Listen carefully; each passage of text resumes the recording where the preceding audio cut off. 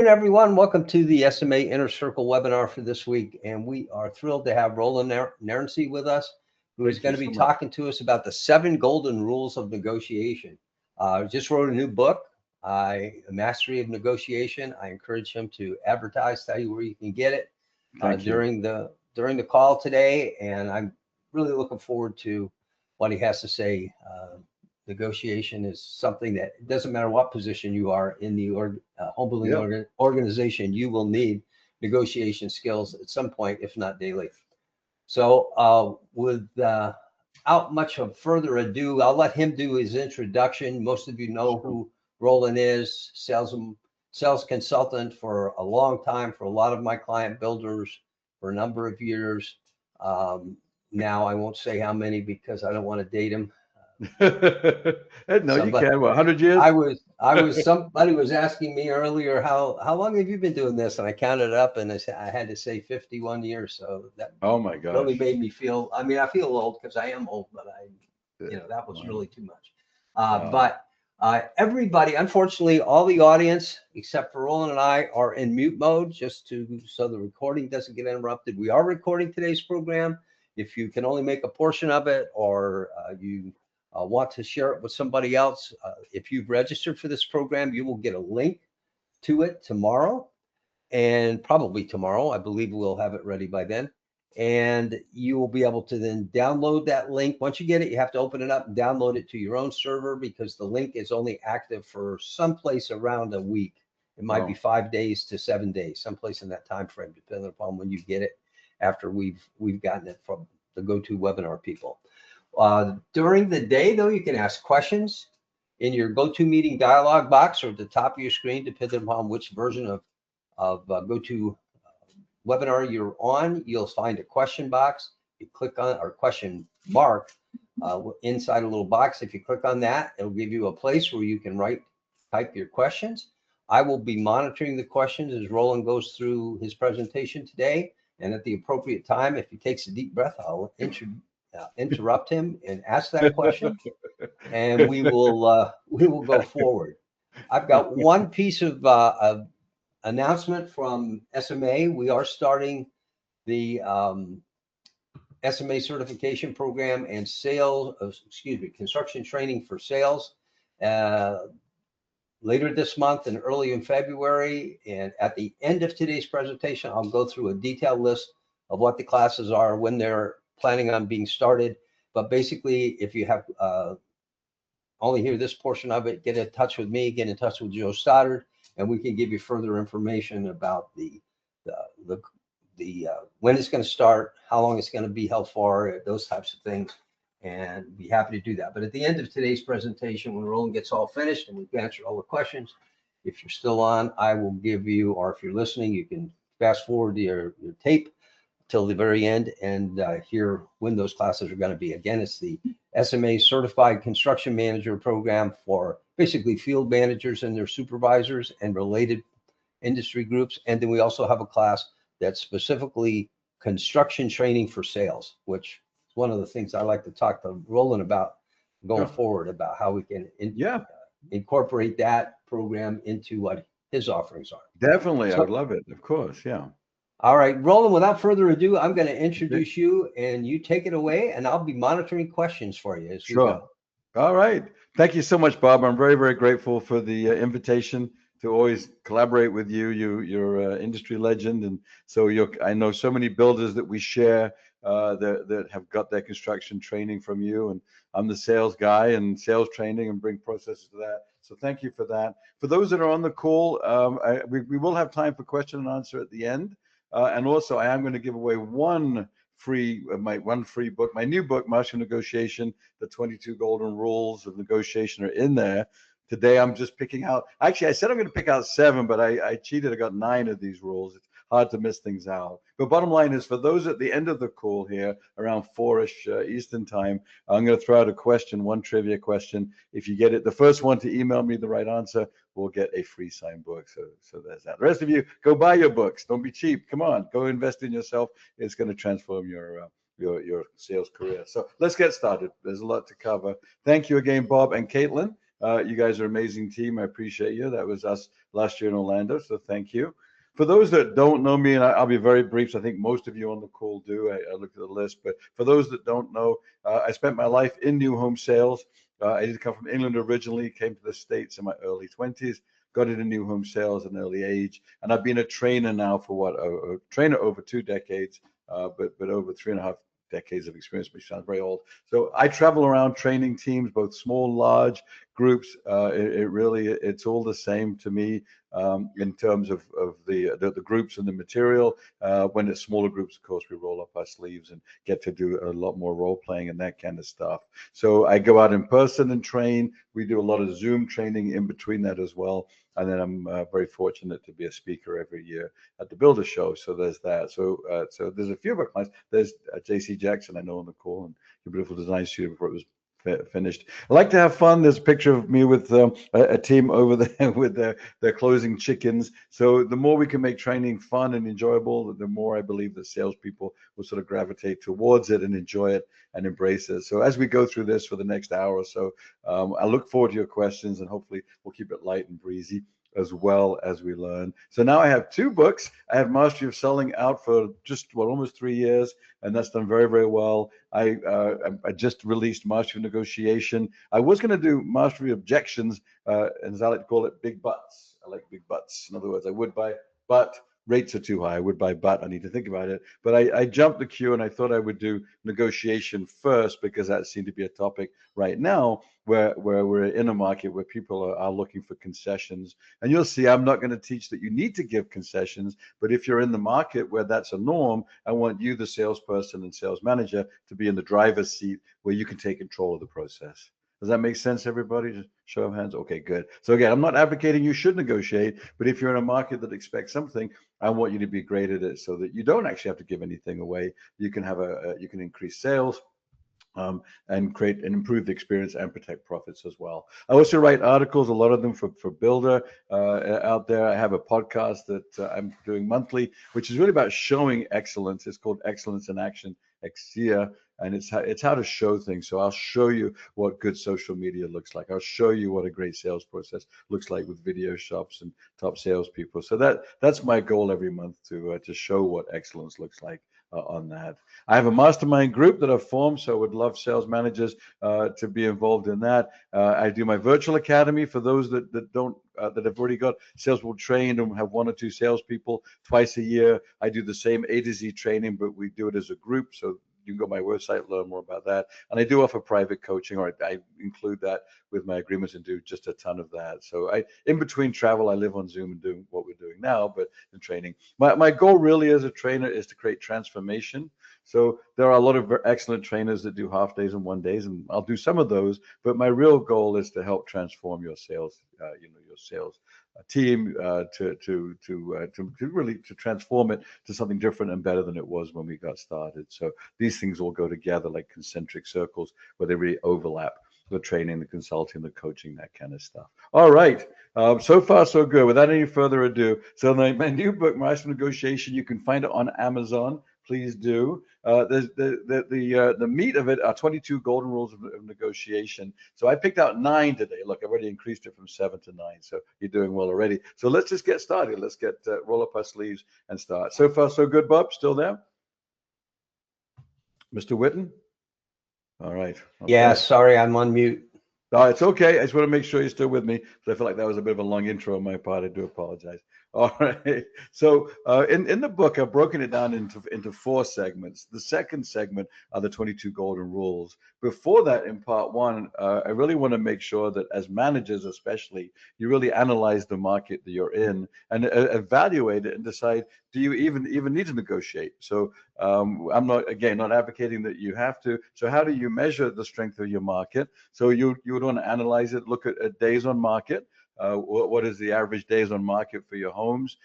There's really the economists will vary on what they believe is a healthy market, that kind of stuff. You probably would know better, as all real estate is local. They say that 90 days is somewhat normal. Some markets is closer to 6 months, and maybe some friends of mine in Michigan there, it might be even longer than that. But the days on market is one measurement, and then the month of supply that you have in finished homes ahead of you. So if it's a short amount of months of supply, then again, probably it's a seller's market. If it starts to get longer, then maybe it's more of a buyer's market. So some of you, I believe, are still in a market where you probably don't need to negotiate when you evaluate what you're doing. Others probably are, where you feel like you need to do something to move people off the spot and analyze it that way. So that's the first thing. Of course, each of you should look at your comparables in your community. I've got a great example. I believe that came to me from Eben at Robertson Homes in Detroit, Michigan, funny enough. And he's just excellent at analyzing the market. He gets the salespeople to go out and gather the information. They put it together. And that's what I want you to do, to go and look at your competition, see what they're doing, see what they're including in their homes, see what incentives they may or may not have. And then you can make an educated decision as to whether what your strategy is. Is it negotiation or is it something else? So that's the foundation. The second part is to develop a pricing strategy. So again, any negotiation shouldn't just be willy-nilly as a reaction. Willy-nilly is the weird thing to say perhaps, but it shouldn't be reactionary. It should be proactive, because you should understand what your market is doing and what it needs. So any pricing strategy, the couple of things. The goal, of course, is to maximize profits. That's obvious, and conversion ratios. So it's a strategy that will increase sales. And then what you want to do is decide what are your goals of that pricing strategy. So for a while there, and I know it changes every month, and I think Ali Wolf, who's one of the economists at Zonder, talks about the amount of builders that have incentives. I think over 80% now of builders in the USA have some kind of an incentive. So what is your goal? So sometimes incentives can drive in traffic. Or is that the real goal, to get people to show up? Is it to sell more homes, or is it both? Obviously, and so that's what you need to look at. So a lot of times we'll find that that your incentive will drive in traffic, but you might need other things to get the buyer across the finish line. So the different kinds of I talk about this in my book. Are you going to have a published incentive, meaning it's on the website, and when somebody walks into your sales environment, it's probably on a poster or something, says talk about our incentive? Or is it more of a back pocket saving that you want to aspire to, which is really when you would negotiate each sale individually and differently? Or is it both? And I would say that the majority of builders I work with have some kind of a hybrid, where there's something on the website, maybe to do with buying down interest rates, or some kind of an incentive there to get people in the door. But then what they'll do is keep some money in the back pocket to negotiate, which is where my book and this training will come in, because if you're going to have back pocket savings and want to negotiate it, then let's be really great at it. So hopefully that makes sense. The other trend right now too, a lot of the experts are talking about this, that instead of having incentives, just bring the price down to a fair market value. So in the business in the business that we're in, we even though each of your homes are special, I get that, and you have different neighborhoods for a lot of you, but it is still something that is measurable as a commodity. And so, especially with your finished homes, if you're building a home, maybe you're creating an experience where you can really get a little bit more money for what you're doing, which is what I found for one of the luxury home builders I worked for 4 years, was that we were a custom home builder. And when you're building, maybe we could be on the higher side of investment amounts, but when they're finished and people can go compare it to something else, then you just can't be overpriced. So that was a long way of saying that in the trend right now is just to analyze all your homes and make sure that you bring the prices down to a fair market value, so you are attracting people in them, or at least you have one or two loss leaders, if you will, that are getting people in the door, and then maybe some of your other homes are higher. But really, the trend right now, it really is to offer great pricing, the fair pricing, and then maybe save a little bit if you can as a back pocket for other homes. Again, I'm not advocating one over the other. I want you to intelligently evaluate your market, come up with a strategy that makes sense. And then most strategies are pretty fluid. You might want to change it every month or two and analyze it and mix it up, so buyers don't get used to just one kind of a process.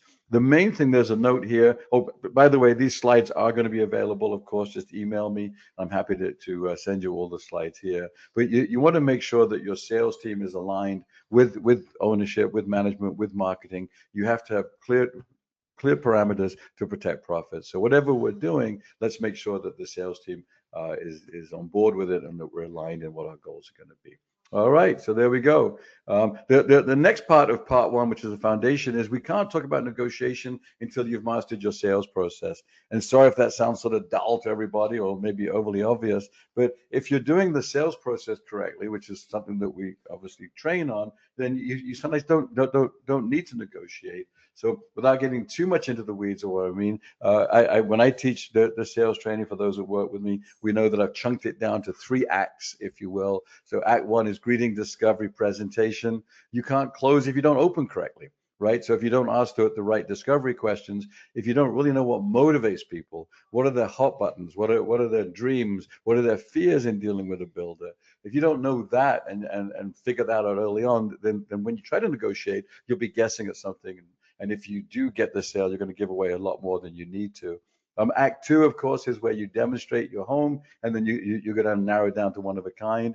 So when you watch a customer as frontline salesperson, when you see how they react to the home, if they're in love with that home, if they're in love with the view, if there are certain unique selling propositions that really excite them, and we know that buying is emotion backed by logic, right? So if they're in love with it, they'll back it up with the logic of why it's good for them. So if we do our jobs correctly and we involve them, you know, those that know me, I talk about FBI, feature benefit involvement. So every feature has a benefit, and then you find out how the customer feels about that. If you build that yes bank, I have one here, and you get that constant feedback, then why do you have to negotiate? Or if you are negotiating, maybe the buyer is acting a little bit and wants to nibble to try to get something, but you'll have the confidence to know that they're just play acting and they want to win something, but they don't have to get that. So we can make them feel better. So that's act 2. You narrow it down. You're constantly involving and closing. Act 3, of course, is when you close and ask for the sale. When you ask for the sale, you often get an agreement or you get a but.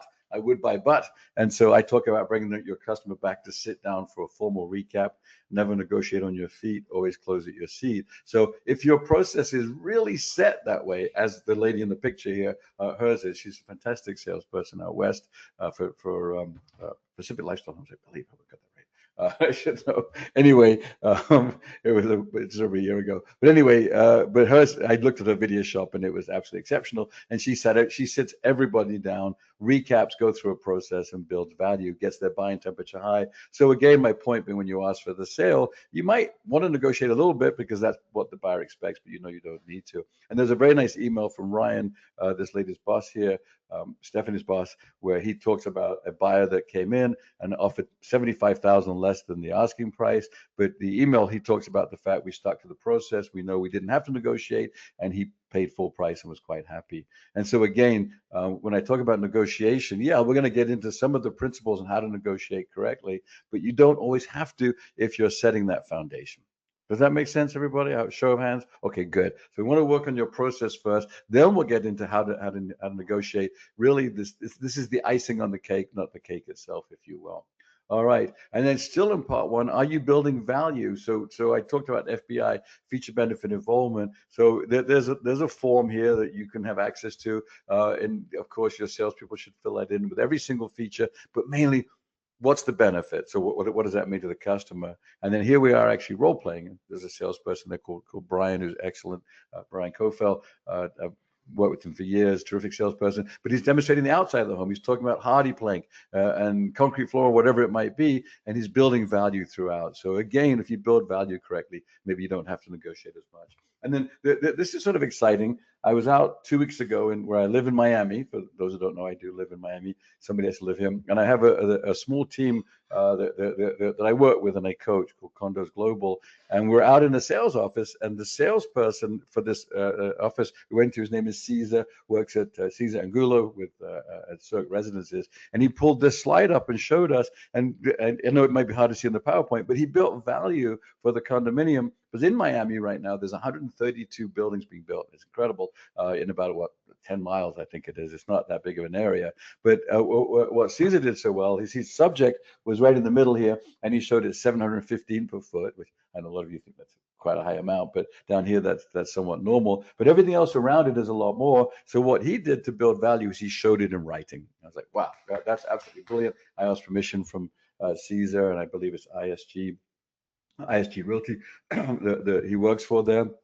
But again, he's building value in writing, so it's irrefutable. So then why would somebody want to negotiate? He also has an incentive that is pretty robust. If you build value correctly, again, you're being proactive, you're in the driver's seat, you're taking control of the process. And then when you do get to negotiate, if you're going to go there, you understand that you've set a solid foundation by building value. Hopefully that all makes sense. All right.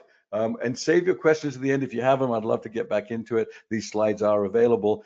I don't think that there are many of you on the call that are doing condominium sales. You're mainly single family home, but the same thing does apply where you would show yourself and your homes and what others might look like. So building value and writing is valuable. All right, let's get into the golden rules. How are we doing for time? Perfect. So I've got 9 of them. The first one, which is so important, is create a win-win. Well, what is a win-win? So my simple definition is here. You make the sale.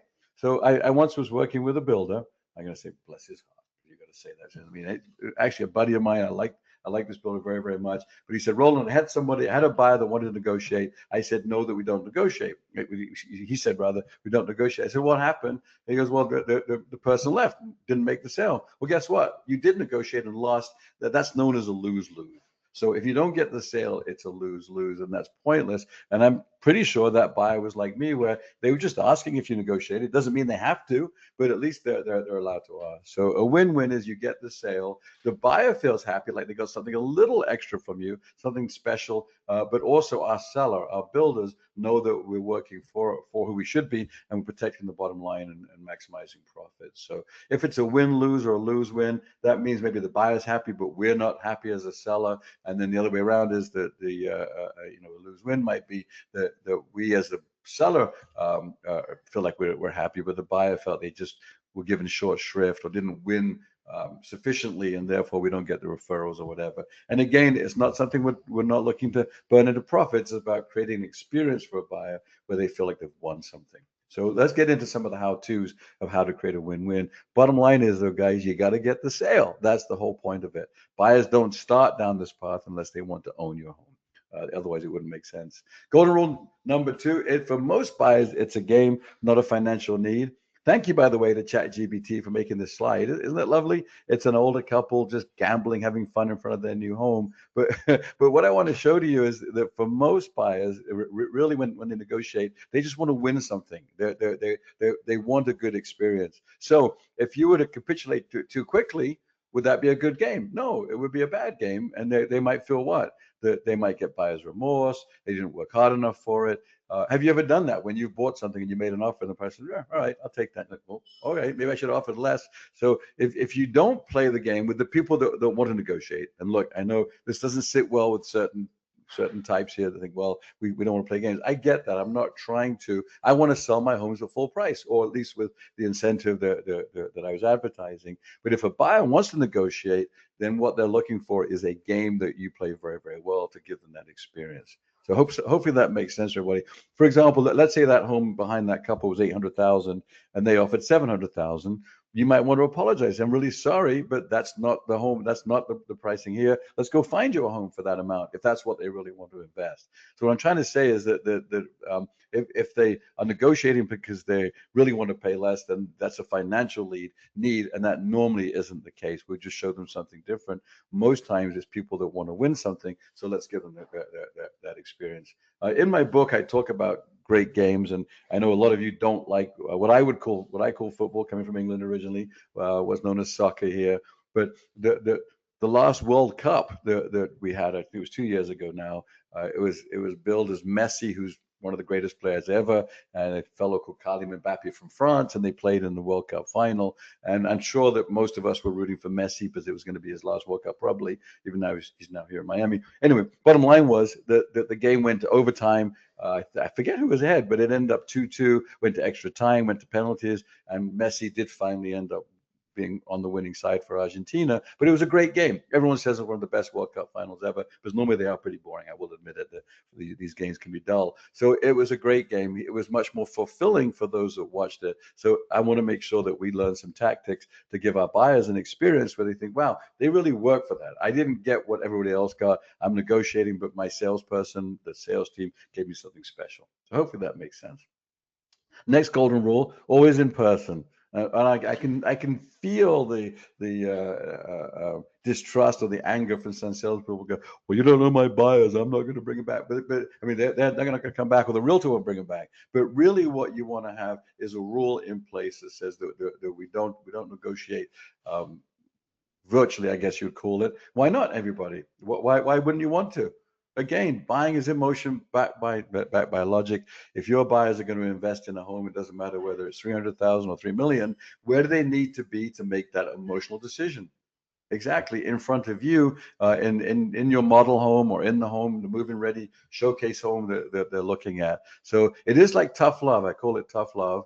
And some of this is going to be difficult. It will be difficult for you, maybe as a salesperson, because you might get scolded by the realtor, as I have many times in my life, been told off. Oh no, just present and say no. I need to meet with the buyers. So I put a sample script. I have a disclaimer on my material that this is just to give you an idea of what you could say. I want you to find your own voice. But here's Sales Genius. I'm so sorry. In order to prevent any misunderstanding, let's meet in person. So that really is the critical thing. And then you would make an appointment with this afternoon at 3:45. It's actually only 15 minutes from now. Work, or tomorrow morning 11:15 work better for you. Or you could say, you could add to that, that my company policy is that we don't accept verbal offers. We don't accept offers without meeting with the customer and understanding all of your needs. So I know that's difficult. I've got at least 5 people that I currently work with that implemented this, where it was uncomfortable for probably a couple of months. Realtors weren't happy, but guess what? They end up selling more homes. Stevens Homes, you're on the call here. I know is one of them, and I think Hunter Quinn might be on the call. But I've worked with all of your teams where at first it was uncomfortable. We just wanted realtors wanted to just drop off offers. We said no, let's meet in person. By the way, how many of you out there would agree with the fact that in order that there could be misunderstanding if they don't come in to meet with you? Show of hands. Yeah. Right? Well, because if they're at home, they're watching TV, and no one's happy right now. Whatever side you're on, the news is pretty is pretty depressing and anxiety inducing. You want to get them out of that space and where into your nirvana, into your oasis of your new homes, and bring them back out with a reason. So again, I'm so sorry, but we're not allowed to do that. For any misunderstanding, let's get together and put this together. All right. And I don't know, I've got a little bit of time here. I think I've got other rules here, but why don't I go a little deeper into this concept for you? So what I'm talking about is that you have a buyer, they want to make an offer, the realtor wants to make an offer.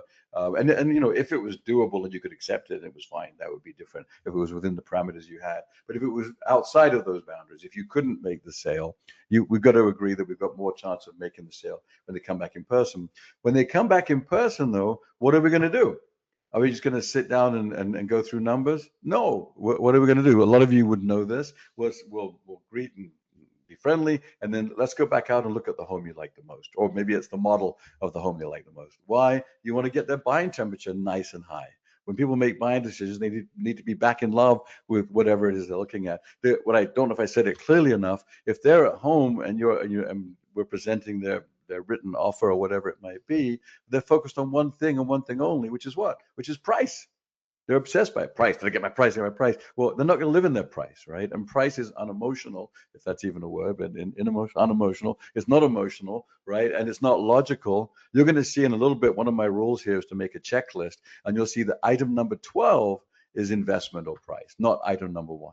So what I want to do is bring them back out, be friendly, get my soda, coffee, whatever it might be, chat about their hot buttons, and then get back in the car, go out and look at what they will be investing in, get them to fall in love again. If you've done a price out, bring that price out with you and equate it to something that they can touch and feel and get excited about. So, as I'm walking you through, John and Sally, look at the quartz countertops that you would be getting. Look at the LVT or LVP flooring. We're going to put it over here in the study. Is that right? Look at the extended patio. Look at your view on the home site. What's happening to their buying temperature? Getting higher and higher and higher. And this is such an important step. So when you finally sit down to look at pricing and then maybe have to negotiate, they're going to be what? They'll be in love again, and price is melted away as an objection. So these things have to go together. Let's just not focus on price. So again, you might get scolded, you might get screamed at. The only exception would be if they live out of state, or if they're serving our country overseas. Then of course I would do it differently. I would try to hop on a Zoom or FaceTime though, because that way at least there's a connection with you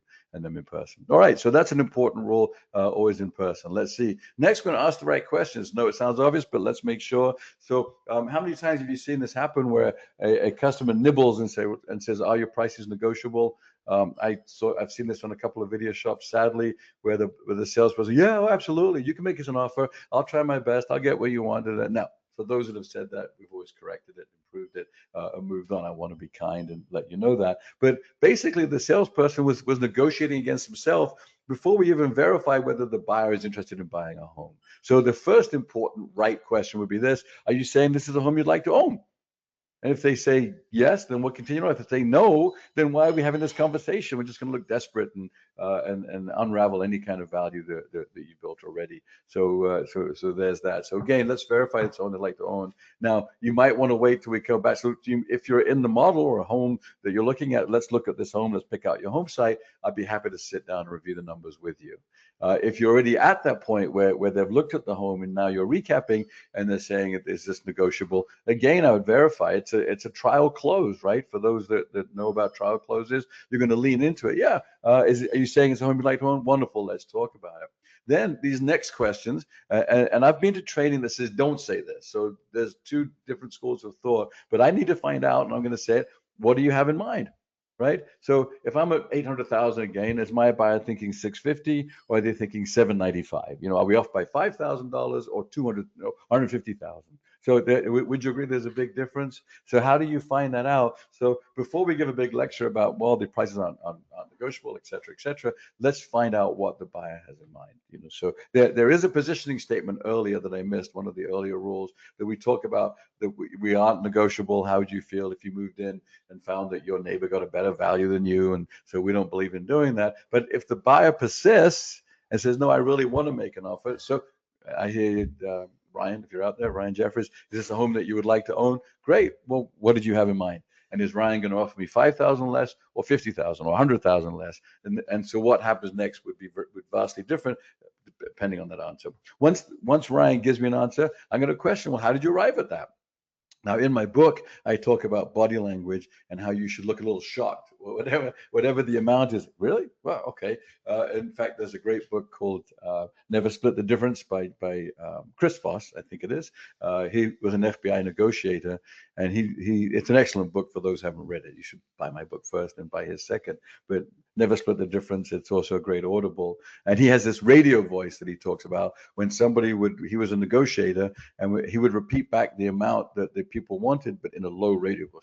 You want us to have $1 million? Oh, no, it's okay. So sometimes when you have good body language and you repeat back what the buyer says, you're looking for $5,000, $10,000 instead of more or whatever, then it verifies what they're saying and it might shake them up a little bit as well. So what did you have in mind? How did you arrive at that?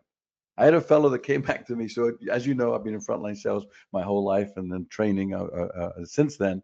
And I had a buyer, his name was Al, that came back 13 times.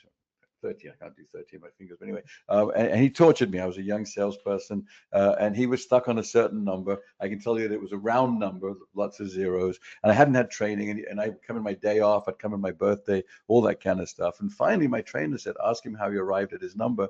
And I said, Al, how did you arrive at that? And he burst out laughing. I don't remember. And I know what it was. It was a round number, and he wanted to win. And he was willing to torture me until he got to that number. So once I questioned that, though, he moved up, and he was willing to go up in price. And then last but not least, on other really, now there's a lot of questions, but these are just some of the best ones. If I could, would you?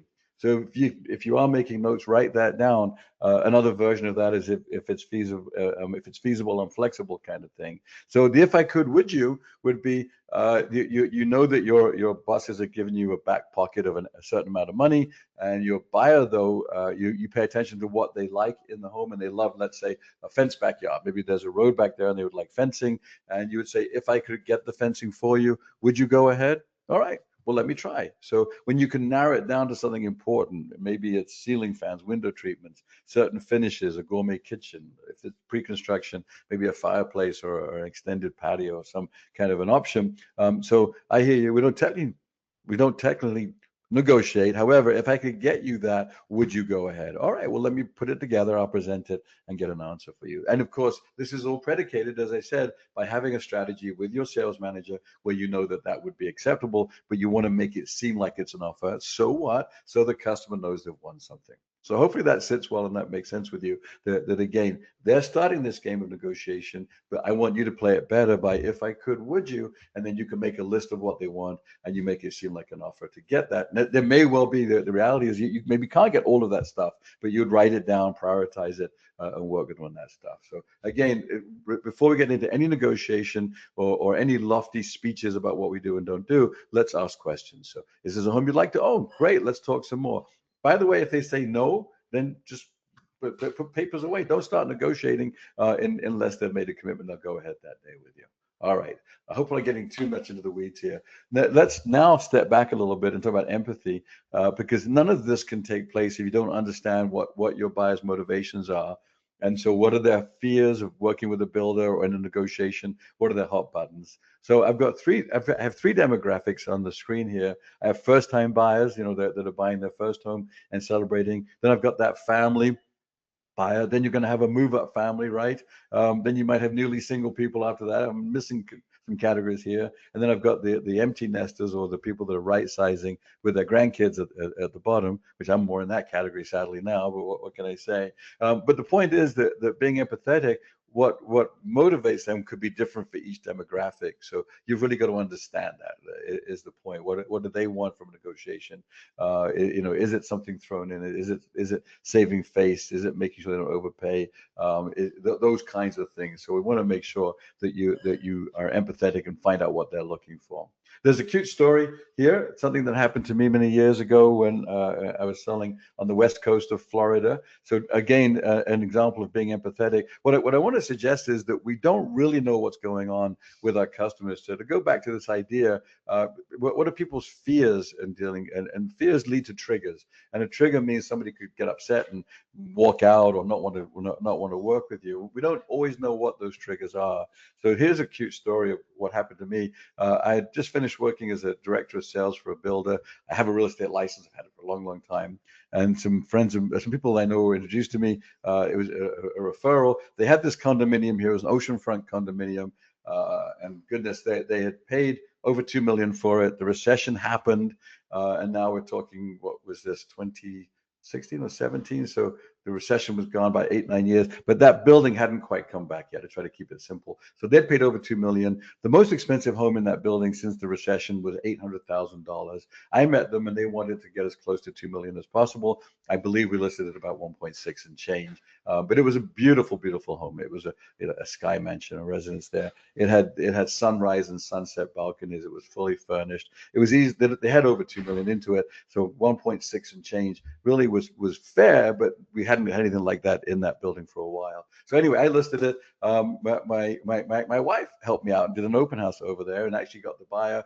We negotiated a sale in close to the 1.6s, excuse me. Anyway, it was sold fully furnished, and we had a disclaimer on it to get to the point of why this arrow, why this chair. So it was fully furnished except for this leather chair that was in the living room that we had a disclaimer that was a part of the package. Well, we're getting ready to close. I set it up, letting you know that there hadn't been a sale close to that for almost 10 years. So we were very excited about getting a buyer that was spending close to 1.6 million. The buyer came in for his walkthrough, and I was there with the realtor, the buyer's realtor, and we did a walkthrough, and they became aware that chair wasn't part of the deal, and he started to get upset. He said, "I thought I was buying that chair," and I explained, "No, it was already in writing. It's not part of it." And he got really upset and said, "My goodness, I'm spending 1.6 million. How come I don't get that chair?" It was a nice, like Ralph Lauren, leathery sort of, crackly kind of beautiful chair. And I said, no, it wasn't part of it. But he got really mad. And so I said, well, I'll call the seller and see if he'll relent anyway. The seller got angry with me. He said, Roland, I told you at the beginning, we're not doing it. This went back and forth for about half an hour. And as good as I think I might be at being conciliatory and making sales happen, I was getting worried that these buyers' emotions were going to get in the way of the deal. Finally, I said to my seller, I don't understand. What is it about this chair that makes it so special? And he said, he said, when my daughter was born, which was 35 years ago, this was the chair that my wife and I would nurse her every night. We'd sit on this chair. I always get emotional. It's so weird emotional creature, but it's so sweet. This was a chair that he's had for 35 years since his daughter was a baby, and it had special sentimental value to him. So I went to the buyer and I explained it, and oh, sorry, all right, no big deal. And within half a second, he was fine again. So my point being is you just don't know what's going on underneath the surface with your buyers and your sellers. So we've got to make sure we're empathetic. We've got to ask good questions. We couldn't have predicted that. And that's a one-off. I'm not saying that will happen where your seller doesn't want to sell a chair. What I'm saying is maybe it's a metaphor for there's a lot going on underneath the surface. What you're experiencing is a buyer that says, I don't want to buy it, I want to think about it, or gets mad at you, and you don't know what the trigger is. So let's be empathetic. Let's really dig down deep and try to understand your buyers to the best of your ability. Does that make sense, everybody? I hope so. All right. The meat and potatoes, I believe, of my book is the following, which is to make a checklist. And I don't know anybody else that is teaching this, and I say this because it's something I made up. When I was an active selling sales manager for a decade, I had a boss. His name is Neil. I respected him greatly. And whenever I was in a market in West Palm Beach, in fact, in south part of West Palm Beach, and we had a lot of buyers that would want to negotiate, and we were happy to entertain something that was reasonable. And I would call my boss Neil, and he'd go through this checklist with me. And I can see myself clearly. Sometimes I'd write everything down, go to my car to get privacy, and I'd call Neil for about half an hour, and I would come back in and make the sale. And I did that for all these years. So now it's what I teach, and I believe that it's such a great technique. So when your buyer, when your buyer talks about a negotiation, in their mind, all they're thinking is price or investment. But if you look at it, it's item number 12 at the bottom of my list. And so let me slow down a little bit and walk you through it. This actually is a screenshot from my book, and I've used the name Mr. Chip Skate and Mrs. Penny Pincher. So there we go. Thank you very much for my trying to make you laugh with my names. But anyway, bottom line is it would work like this, where the buyer says that they would like to negotiate. You, the salesperson, would say, well, is this a home you'd like to own? They go, sure. And then you'd say, well, that's wonderful. Let me verify a few things, if that's okay, before I present it to my manager. Everybody clear on that? So I've used a yellow pad before. My notes aren't too crazy because I've memorized this. Something that, as I said, I created. Or you could have a checklist printed, and you go through it until you get it right. But it's an amazing process that switches the buyer's focus from a price to all the other emotional things.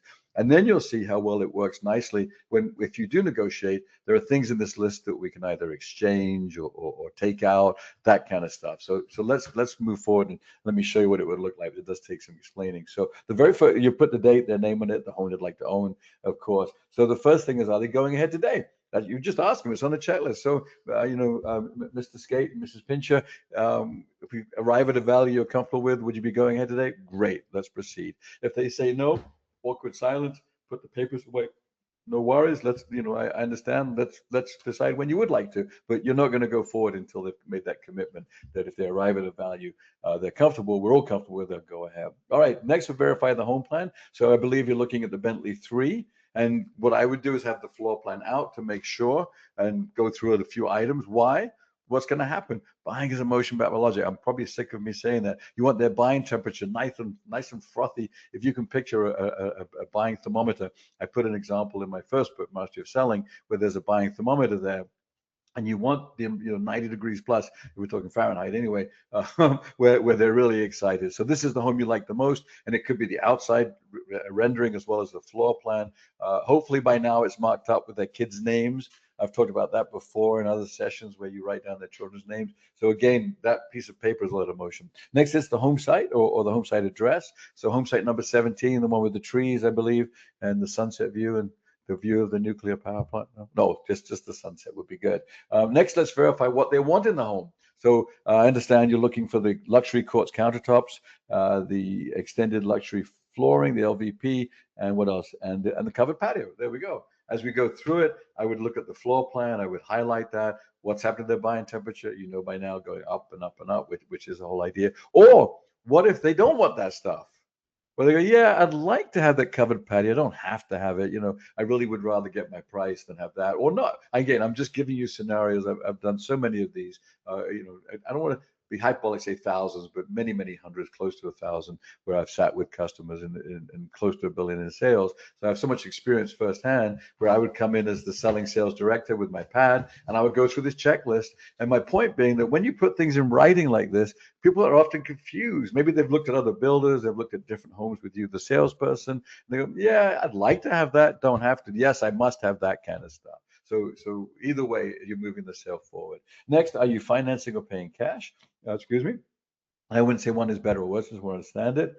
If they're financing, are you pre-approved? If you're paying cash, have you verified that you've got the funds to close? Do you have anything like that? So again, if it's no, that's fine. We're not going to try to lead them. You're going to see the next slide is how you actually utilize this as in terms of an exchange and a negotiation. So hopefully this is taking you to university level negotiation, and you're okay with that as you listed this webinar. Anyway, so the next is how much money are they putting down with this agreement? What is the initial investment or the deposit to accompany the agreement? I know that for some of you, you just have it in writing. You only need a certain amount of money, so you'll be verifying that. Some of you don't need any money, in fact. So if that's the case, you wouldn't need to worry about it. But again, let's say I'm looking at a very expensive move-in ready home. Maybe it's $1 million or multi-million-dollar home, and the buyer only wants to put 5,000 versus 50,000. What if they said, we'll put whatever you want. I want to show your manager that we're that we're serious and that kind of stuff. So again, whatever they tell me, I'm going to write it down on my list. Next, what would the total deposit to close? So if they're financing, how much are they financing is what I mean. Is it 90%, 80%, 50%? That kind of stuff. Again, I want it in writing. They're going to be thinking through it. They thought they were just going to talk about price, but you're guiding them and leading them properly to the end result. And these are all good conversations where they go, well, I guess we'll put 10, but we could do 20 if you think that'd be better. And I go, no, it's totally up to you. Of course, you don't pay PMI when you have 20% normally and that kind of stuff. So either way, it's just good to get this stuff in writing and get them off that negotiation track and onto the emotional moving forward with the details of the agreement track is what we're trying to do. Next, is anybody else involved in the purchase? How many times have you had that happen where you've sat down with a couple, you thought they were buying the home, and go, okay, great, let me talk to my uncle, my friend, my parents, my kids if they're older, and so all that, and you didn't know that. So let's ask that proactively. So in this case, I put yes, would like parents to inspect and approve within 5 days. Next, and again, has this happened where you've sat down with a couple, you thought you're going to sell a home, and then they suddenly brought out a contingency that you weren't aware of? So let's be proactive and not reactive. So any contingent additional information, yes, I've got a current home under agreement. I'd like to make it subject to closing. Not an unreasonable request, but it might impact what my manager wants to do in terms of negotiation, right? To know that. So it's great to have it in writing. So if you accept contingencies again. And last but not least, drum roll, now we're getting to price, or what I like to call total investment, because we want to remind them that their home is a great investment, that brand new homes appreciate, and you get all the benefits of the savings on your taxes as well. So that word investment is much better than price. And so what do I put here? That we should be at 528,950, excuse me, but they're offering 500,000, so they're looking for a discount of 28,950.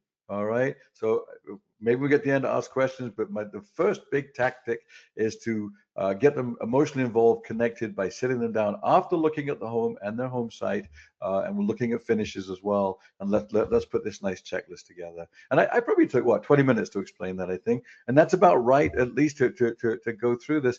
What baffles me is when people want to make an offer on any priced home, but it's a home they're going to live in. Research now says that we live in our homes an average of 10 years, not even 7 years. So it's the next decade of their life, and yet they can't come in to make that happen. That doesn't make a lot of sense. It's not like Amazon where you go online. Unfortunately, I do it way too often and buy, something for $30 or $60, whatever. Oh, that's easy. But this is a home that they're going to live in. Surely they can give you the respect of coming in. But mainly what happens is they start to fall in love again, and you've built value from the ground up by using a checklist. All right. So now that's golden rule number 14 is to make the checklist. There's other rules now that relate to this checklist. So I'm going to do this main one in the time that we have, which is to give to get. So if I'm going to give them something like a better price, I want to get something back from them. And so it's known as the law of exchange. And it's a very valid thing. And guess what? If I want to negotiate, it's going to feel better that I won something from you. If I said, yeah, Ryan, you can have that. You want 10,000 or you want 20,000. no worries, here it is. Ryan's like, no, that was too easy. I didn't have to work for it. So let's make Ryan sweat for that a little bit. So to go back to the checklist of things that we could exchange, not the home plan, not the home site yet. We're not going to get that far. Let's have a look on the financing. So if I'm going to come down a little bit, can we get you pre-approved today? First of all, can we agree you're going to work with our preferred lender? That would be the first thing, right? Because maybe they've been talking to their cousin Vinny to provide the loan or whatever. And we all know that we want our preferred lender to make sure that it's going to be a seamless process and will actually happen. But also you can take control of the sale, or let's get if it's cash, let's get a letter from your accountant that's verifying you have the funds to close. If we are using our preferred lender, let's get you pre-approved within 24 or 48 hours, whatever your lender could do for you. But you can come back and ask for that if we're going to give a better price. Let's look at other things that I can exchange. And Bob, I'm laughing because you said if you want to get a word in, do you need to get a word in at all here? I don't want to make sure I'm excluding you here. No questions yet, and we're good. Okay, good. All right, it's pretty technical stuff, but hopefully these high-level salespeople and sales managers can follow along, and we'll be able to implement this sort of step by step. So next is the initial investment. So and it would sound like this: that I spoke to my sales manager Bob. Would love to work with you, but he'd like to know if we can get a larger deposit to move forward. Instead of 5,000, could we go with 15,000? I've spoken to my sales manager, Tiffany, and she said that, we'd love to work with you. We'd like to know that you can get pre-approved with our preferred lender, though, immediately. Would that be okay? Okay. And what my experience has been, the buyers go, sure, if that's what it takes to get a better price. They don't know what that better price is going to be yet, but they're willing normally to exchange to get a concession from you. Let's see the total deposit to close. So you said you're putting 10% down. We'd feel more comfortable if you put more at the end. Could you go to 20? Okay, great. That's good to know. Move-in date. So what are we now? It's January. This actually works. So April 24th, by the way, is my beautiful son Max's birthday. So that's why I put it in there. But we're only in January right now. So that would be too far if it was a move-in ready home. So I'd say, could we close sooner if feasible? So it's something else that you could exchange. Maybe it's a home that's being built and the CO is going to come through in February and they ask for an April closing. You'd say, we'd like to close within 5 days of CO. If we're going to give you a better value, would that be okay? So again, have fun with this. Roll up your sleeves. Don't feel pressured. Try to win something back on your side, which does make it a better sale for you, by the way, if you do that. Let's see. We had an inspection there from the parents. What if? I would pick one of these at a time, depending how many back and forths there are. So you'd said you wanted your parents to inspect it. If we can come down on the price a little bit, can we take that out? Can we just move forward without that? And again, my personal experience is people will give up all sorts of things to get what they perceive as a better value for the home. The other contingency of closing on their home, maybe we could take that out. And then for all of that, we're going to come down with a small number to get something out. Does that make sense? So those are some of the things that you could look at. Let me see. I want to combine this correctly. When you come back, the next concept, it's actually concept number 6 in my book, so the sequence is a little different. But when you come back, I want you to come back with a high number and come down slowly. So if I was at 528, 520, it was 528,950. What might be a low comeback to get something? Maybe I'll come down $800, $900, maybe $1,250. Something that's quite small to get something back. Now, those of you that are still on this webinar, like, what is wrong with you, Roland? I'm going to hit you upside the head with a 2x4. You know your buyers are going to be mad. It's like, yeah, what do I want to teach them? Let's say that I know I have 5,000 to work with. If I gave the 5,000, they'd want more than that. That's not even close. If I gave them, what would that be? Let's say $1,250, $1,275. They're going to get mad temporarily, but what are they going to learn in a second? Oh, we can't negotiate $28,000 here. They aren't going to. They never said they would in the first place. But I'm going to have to reevaluate this home. And if we position it in a friendly way, like I'm really excited. I just spoke to my manager Bob, and he's saying that we can come down by $1,250. Oh, first of all, would you be able to use a preferred lender? Great. Good news. We can come down by this, and I'd write it down and show them what their new price would be. They're going to look at me funny, get a little bit annoyed. Go, oh, and now guess what? They're going to jump by a lot. which is what you want to control. If you come down by a small amount, they're going to jump by. If they want the home, which has been my experience, they wouldn't be sitting there otherwise. Now their next offer is going to be a lot higher, a lot closer to where you can get it. If you come down by the amount that you could come down by, or you come down by too much, they're going to still want more money from you. So you've got to be smart in making sure that you come down slowly in a small amount. So another cute story in the time that we have, there's a picture of a young me. Look how different I look with my lovely wife, Svetlana. I call her Sweetie, but I usually can't say her name, although today I said it just fine. Anyway, when we were dating the beginning of this century, oh my gosh, so that's how old I am. Some of you weren't even born then probably, but anyway, we started dating in 01, and by 2004, I knew this was the person for me that I wanted to get married, but I didn't have a ring. And so I heard a rumor that it's a lot better when you ask to get engaged that you have a ring. Is that true, lady? I thought that was true. So but back then I was a trainer and I was on the road constantly, and I found myself one Wednesday night in a mall in Cleveland, which was sort of typical for me to be, on the road and just milling around somewhere. I had my orange Julius in my hand. I was looking around and I saw this jewelry store, and I saw a very pretty ring in the window, and I thought, well, this is good. Maybe I could get this, and this would lead to us getting engaged. How my mind works. So anyway, so I walked inside. I asked about the ring, and the lady took the ring out. She put it on the glass counter. I sat down on the counter, and then she actually did a good job. It was one of those rings with the 3 diamonds in it, beginning, middle, end, or something more romantic than that. Anyway, the lady asked me for the sale, which I was impressed by, and I was embarrassed because I did want to buy it, but not anywhere close to what they were asking for it. I said, well, I would be interested, but could I make an offer? And she said, sure. And I was so embarrassed about how low it was going to be that I wrote it down on a piece of paper very dramatically. I put it in writing in a little yellow sticky piece of paper, and I slid it across the glass counter. It was 40% of the original price.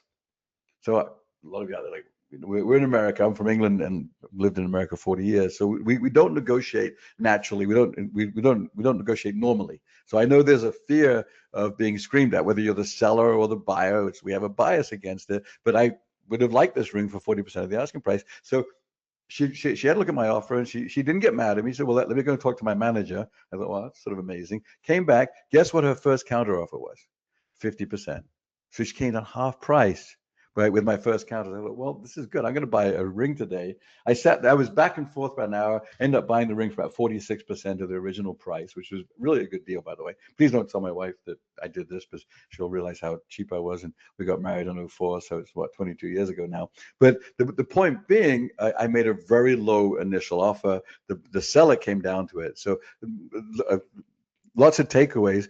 Maybe your buyer is making you a low offer, and you're thinking, get out of here, you're wasting my time. Maybe that's just what they'd like to do, and they're testing the waters, and you follow the rules we're working on, and they'll come back much higher. If you're the seller, more importantly, the context is, as a seller, is to come down by a very small amount to get their attention, and then they're going to jump much higher if you do that. If you come down too far, it'll be very hard to get the sale. If you do, it'll be a lose-win or a win-lose, or one of you is not happy with the situation. So you owe it to yourself to start high and come down slowly. I'm not talking about gummies or anything like that. On that note, all right, some other rules here. Let's see. Golden rule number 16 is come back with an odd number. Why an odd number? So in that scenario, I forget what it was now, 528, 950 or something. I would come back with 527, 648, and 26 cents even, if I want to really take it to the mattresses here. Why? What's the benefit of an odd number? A lot of you know this already. It feels a lot more credible, right? It looks like our bean counter, our lovely friendly accountant here with the smile, crunched the numbers, looked at all the specs on the home, and came up with that with that exact number. So when you do counter, if you could come back with an odd number, a lot of times the buyer will look at it, go, oh, I guess that's the real number. I was working with a builder in Naples, Florida, and they asked me to help the construction, the purchasing person that worked on the team, and I sat with him for a couple of hours and went through these concepts. And he was buying drywall. And he wanted to use a certain drywall vendor that was a better quality, but the price was a little high. So we created an offer that was an odd number that had dollars and cents that would have been comfortable. And the trade partner said, sure, we'll do it. So 100 homes, probably saving $2,500 a home. It added up to a lot of savings, but it was all because the trade partner believed that number, thought it was credible because it was an exact number. So that's that. All right, so let's see. I want to go back to this because we've got a little bit of time in this, and I should have put it in my slide, so I apologize. We'll be up to 10 golden rules. So when you have a when you have a checklist like this, there's two things. You can make concessions. You can also offer to take things out.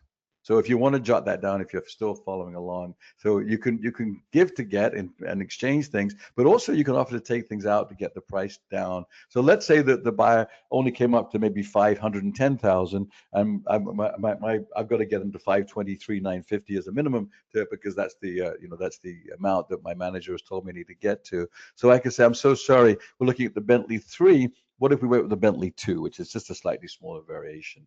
They go, no, I love the Bentley 3 the way it is. Okay, let's talk about the home site. We're talking about the home site 17 with the trees. What if we went to the one backing up to the nuclear power plant? Your kids would glow in the dark. No, I wouldn't say anything like that. Just being facetious. But maybe there's a different home site that has less of an of an amount to it.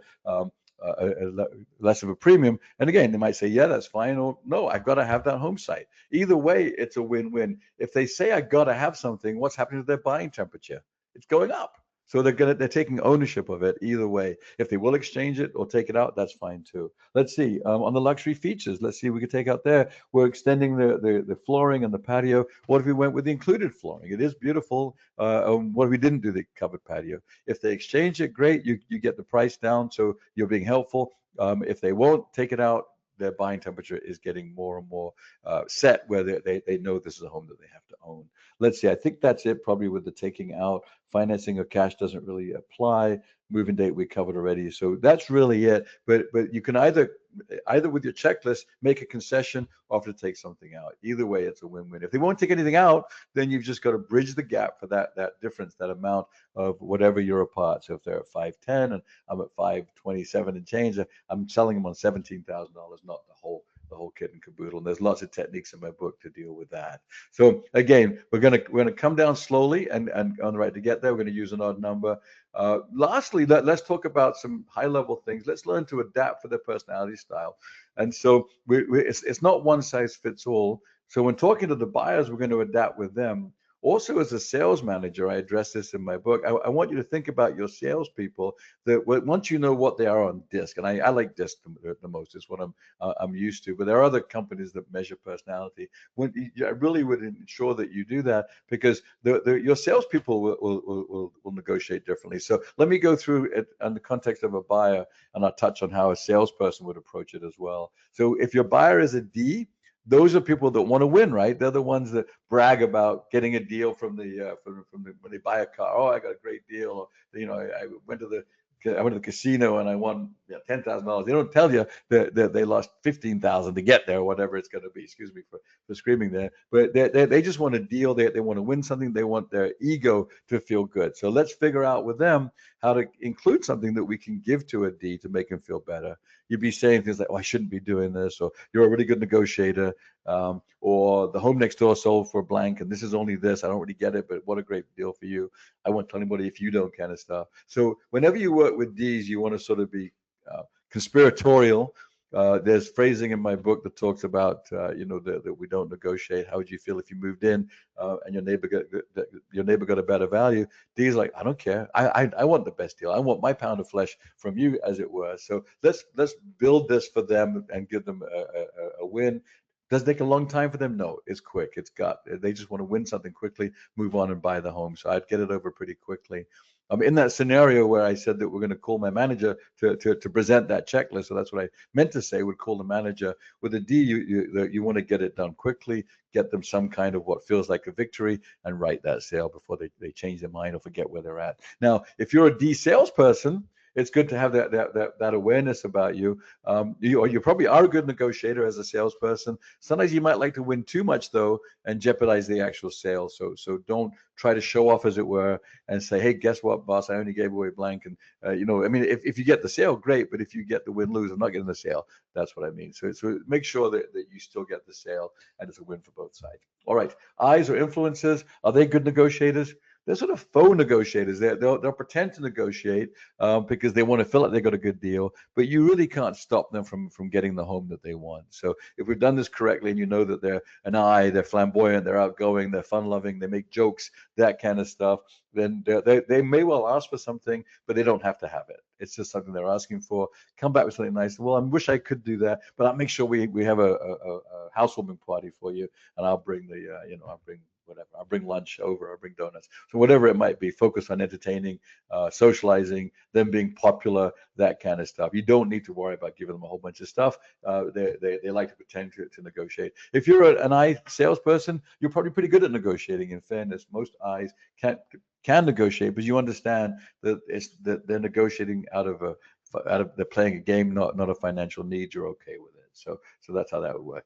S's, let's talk about, and I should explain, a D for dominant driver. Charles Clark III gave them animal names. So D is bulls, I's are your tigers or influences. S for steadiness. What does Charles call them? Lambs, right? Of course. So there we go. So what's important to you, lambs? Keep in mind that lambs or S's represent 50% of the population. So you can be very careful. They don't like to negotiate. They're not good at it. They find it that it can be, they can take offense at it.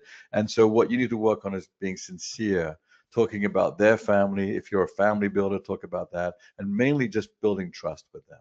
So if you want to say it's pre-negotiated, let me show you in writing how you are getting the best value here in this neighborhood. Let me draw a map and show you these are the 6 other homes that are pending. Have a look at what they're selling for. Your home in the middle here is in the sweet spot, so you're not over-investing. We're giving you a really fair value.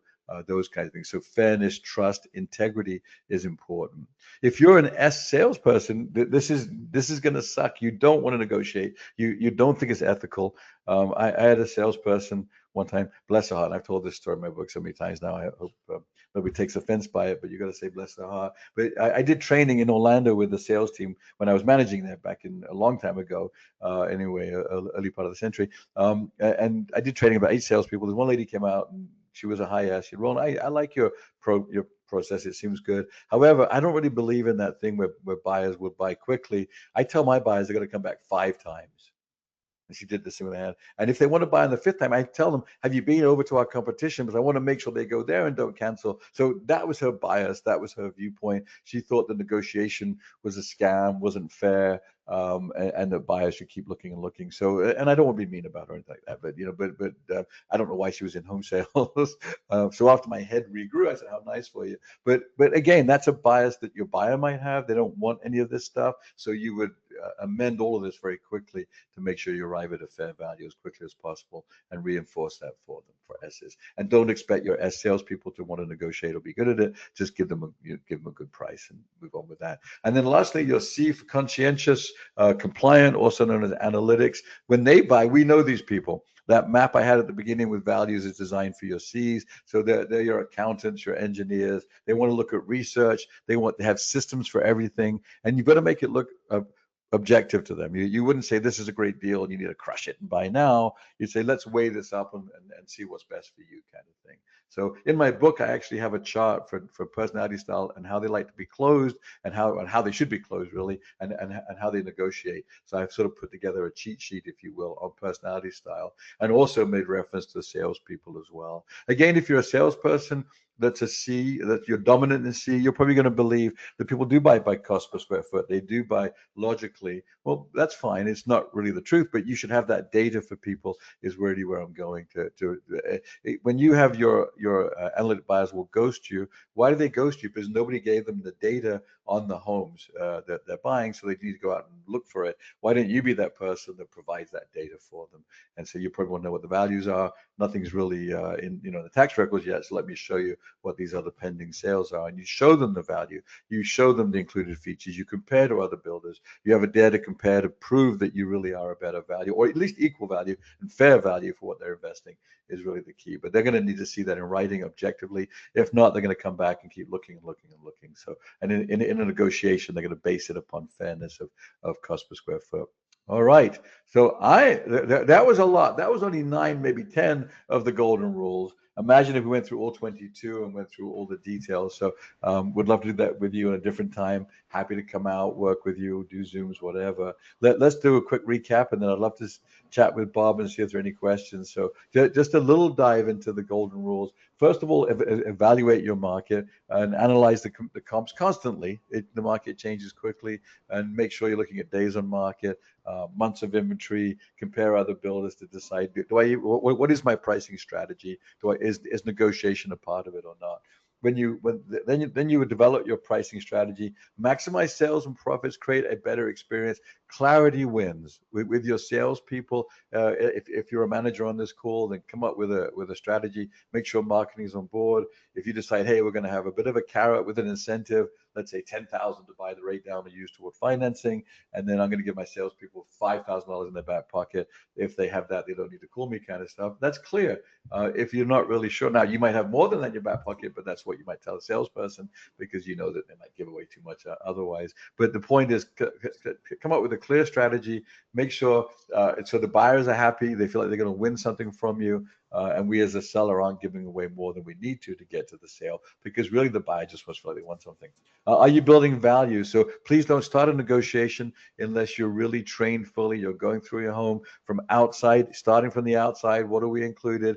I haven't said it today, but you want to amplify that word include. We include, your home would include, your home would have this, we include these luxury features. Once they hear that, guess what? Their buying temperature goes up, but you're building value. And then at the end, when you sit down at the end of Act 3 and you have that in writing and you highlight those hot button features, now they're emotionally involved. They're connected with it. If they do want to negotiate, we know it's a game. We know they just want to win something because you built value correctly, and you understand their personality style and how you need to come back and that kind of stuff. Master your sales process first. Please don't jump from, hey, my name is Roland. You want to make me an offer? That's crazy. You missed out an hour and a half's worth of great information and a process in there. So you got to go through those steps and make sure that you're taking them step by step, building value, that kind of stuff.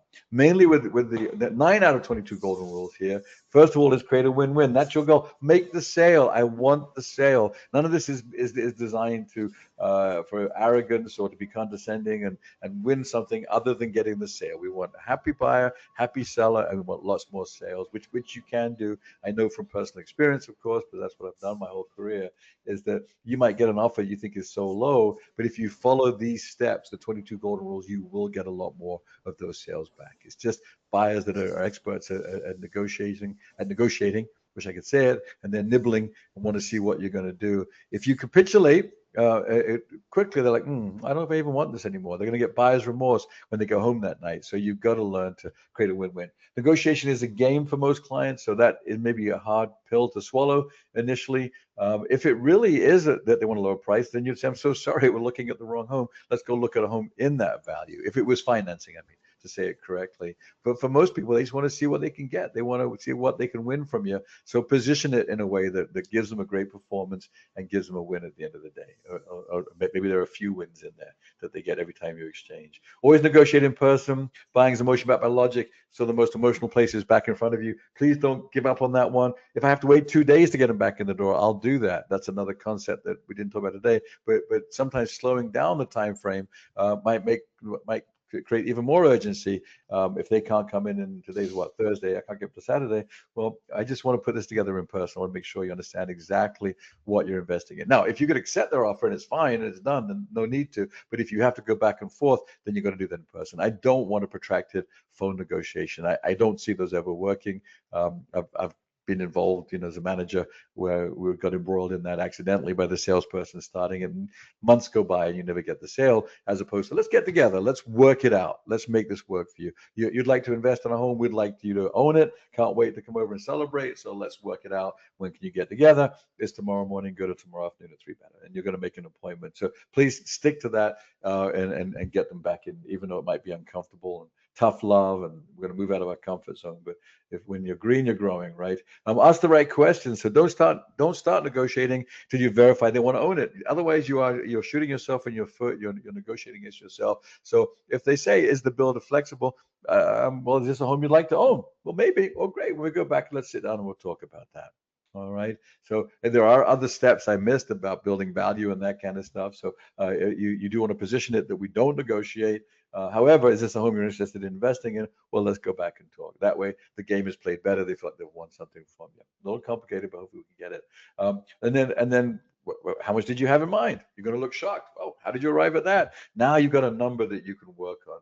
There's so much difference between $2,000 or $3,000 and $200,000 and $300,000. I've been involved in both, and I don't have time to tell the story today. But when I was selling homes on the other coast of Florida, we had a buyer that offered $500,000 less than the original asking price. 500,000, $500,000 less. We were at 2.9. Oh, excuse me, 950,000. We were at 2.9. They offered 2 million.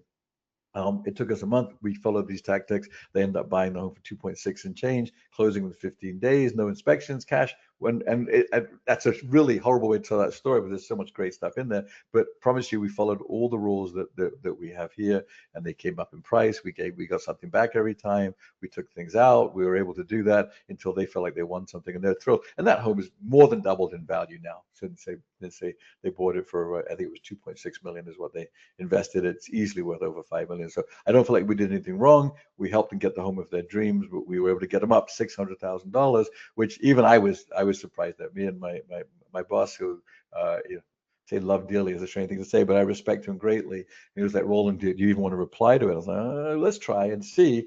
And we came back with a low odd number, not much money, and they came up $500,000 with their very first jump.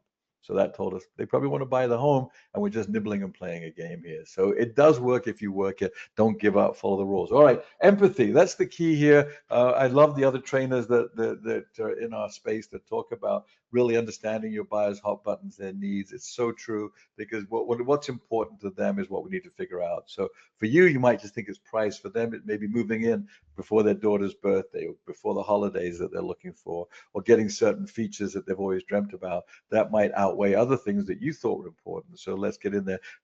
Under fears, I know a lot of people, including me, have a fear of being ripped off. I just don't want to make a mistake. If I'm going to spend X amount of dollars, so maybe you showing me in writing what the real values are in the neighborhood, go, oh, well, okay, now I feel that even though it's more than I thought I was going to invest, I'm okay with it because you've allayed my fears that I'm being overcharged for something. So the empathy part of it is huge. It can't be understated. I talk about closing radar, having empathy, looking at the questions they ask you, how they answer their questions, mainly body language. We talk about this in training, that body language and voice are what, over 90% of communication. Words are only 7%.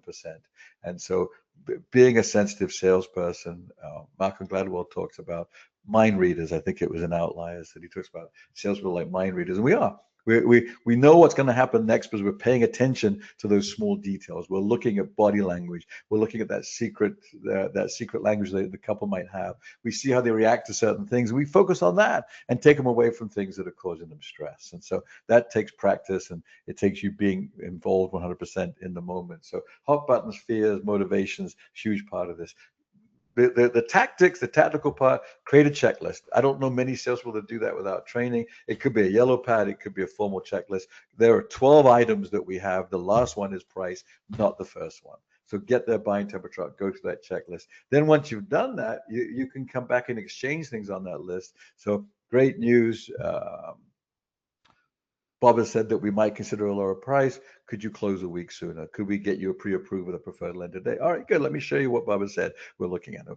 Oh my goodness, it's not what the amount they wanted, but they've already given that concession, and you keep exchanging things until you get to that point where everyone's happy with everything. Come back with an odd number. So your give to get is in there. Take things out. You could have to take things out as well. Take away, take out, close, and then come back with an odd number because it feels more real and it feels more serious. And then when you do come back, start coming down with low numbers. Don't come down too much because they'll just want more than that, right? So we want their first jump that they jump to be the most it possibly can. So that's going to be predicated upon you coming back with a low number, exchanging something up front. If we could get a better investment, would you do blank? Get your mortgage proof. Great, let's look at this. And that first number does need to shock them a little bit, where it's a low odd number. What?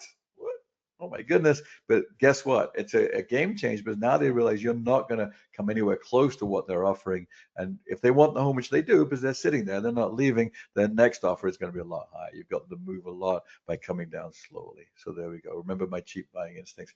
And then lastly, but very importantly, let's learn. Once you've mastered the 22 golden rules, then what you want to do is learn to adapt.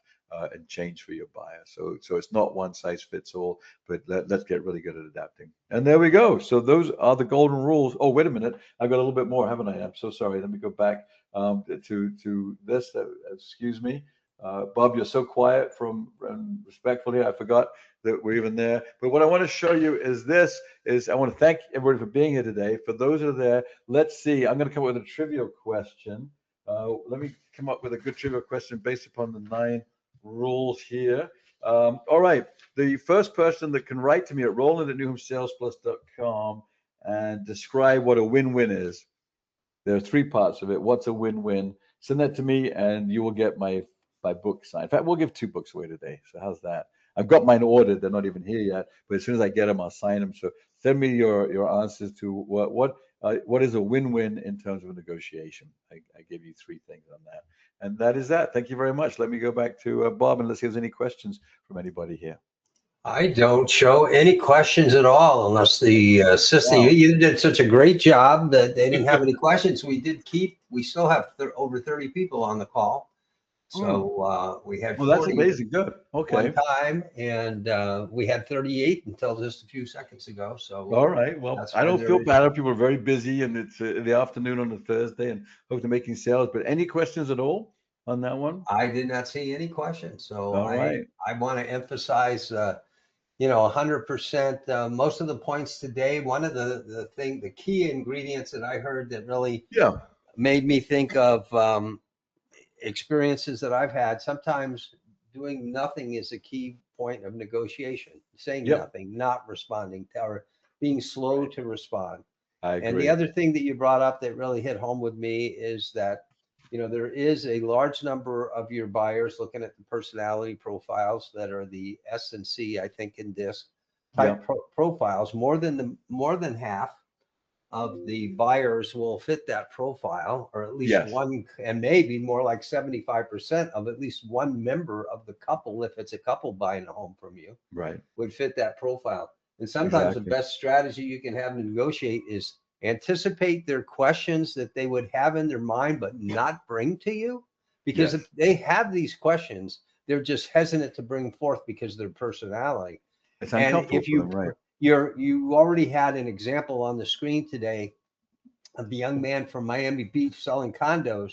He's already in. If you could go back to that one, well, you've got this on here for a reason. Yeah, I can do it. Yeah, no, I can. Yeah, go back to that one slide. I love it. Yeah, he had actually 2 slides, and I should find the other one too, because it was amazing. But the one that he had, I mean, that one, from my perspective, that's exactly the kind of thing I'm looking for. Am I getting a good deal here or not? Let me see. One way I can tell that is if I try to ask them for a discount and see what they say. And if can they you see the back slides real quick? But in his case, he's already done his research. He's shown, hey, here's my competition. And fortunately for him, he looks good compared to the competition. And so he can run that right there. And he can run that and say, look, I'm not $1,500 a square foot. I'm not $1,000 a square foot. I'm not $900 a square foot. I'm whatever his number was, which was last $715. $715 a square foot. And if he's the lowest price, that just overcomes a lot of objections and is a negotiating point right there. I mean, it solves a lot of, I'm already the low price leader in town. Why would I want to, and why would I have to negotiate here in that regard? Might be other things to negotiate, and everything still applies. No, I agree. Yeah, I was so impressed with stuff. Oh, well, good. And I don't see anything else. I did have, I just wanted to, for Joe Stoddard and myself, I just wanted to let everybody know again that next week, as early as next week, we're starting a Tuesday, Wednesday, Thursday classes, 3 different ones for construction managers. The one class on the 20th, starting on the 20th, is the basics of the job, delivering what was sold or specified on time and on budget. Wednesday is structural and building science. In other words, all the components that go into a house and knowing all the things that you need to know about them. Thursday is construction and trade knowledge, so that you know how you can work with your trade contractors, understand what they have to do, keep them efficient, keep them making money. And then on Monday or Friday, Joe's trying to figure out which of the following week, that's when construction knowledge for salespeople, selections, and other design professionals will be offered, starting to be offered. And if you're interested in that, if you have new people in those areas, construction management or sales management, especially in terms of salespeople, if you're a custom builder or an on-your-lot builder, where a big part of what you have to understand is construction, so that you can sell the features and benefits of construction. That's what that's all about. So just let us know. Send an email to me or to Joe or to both of us, and we can get you further details on that and get you registered, your people registered, and get ready to go for that training. So that sounds awesome. It really does. Sounds like a very good class. Roland, thank you so very much. We appreciate you and what you've done. Welcome. And I'm going to ask Caitlin to get with you and get us a call scheduled in the next week so that we can spend some quality time together if you have time. Sounds And talk about some other things that we could be doing together in the very near future. That sounds amazing. Thank you, Bob. Thank you, Caitlin. Thanks to everybody that's listening. And go negotiate your way to success. I'm looking forward to hearing the results from you. That's right. All right. We All got right. Thank you thumbs so up much. from Elizabeth. Thanks, everybody. Have a great day. Yeah, thanks, Elizabeth. Thank you.